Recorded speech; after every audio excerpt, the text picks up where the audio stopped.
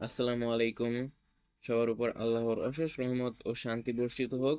কেমন আছো তোমরা সবাই? আশা করি ভালো আছো। আজকে আমরা আরো নতুন 10টি ওয়ার্ড মিনিং শিখব, যা আমাদের দৈনন্দিন জীবনে অনেক বেশি গুরুত্বপূর্ণ। আর এই পুরো ক্লাস জুড়ে আমি থাকছি তোমাদের সঙ্গে, Salman. Word meaning of C, অর্থাৎ সি দিয়ে আমরা আজকে আরো 10টি ওয়ার্ড মিনিং শিখব, যা আমাদের দৈনন্দিন জীবনে অনেক গুরুত্বপূর্ণ। আর এগুলোই আমরা অনেক বেশি ব্যবহার করে থাকি। দেখো, ক্যাট। ক্যাট শব্দের অর্থ বেড়াল। The cat is under the table. বেড়ালটি টেবিলের নিচে। কল, ডাক দেওয়া বা কাউকে ডাকা, ফোন করা। Please call me at night, দয়া করে আমাকে রাতে ফোন করো। কেয়ার, যত্ন বা যত্ন নেওয়া। Nurses take care of patients. নার্সরা রোগীদের যত্ন নেয়। ক্লিয়ার, পরিষ্কার। The water is very clear. পানি খুবই পরিষ্কার। ক্যারি, বহন করা।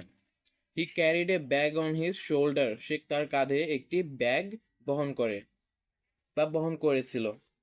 কোল্ড। কোল্ড অর্থ ঠান্ডা। The night was very cold. রাতটি খুবই ঠান্ডা ছিল বা খুবই শীতের ছিল।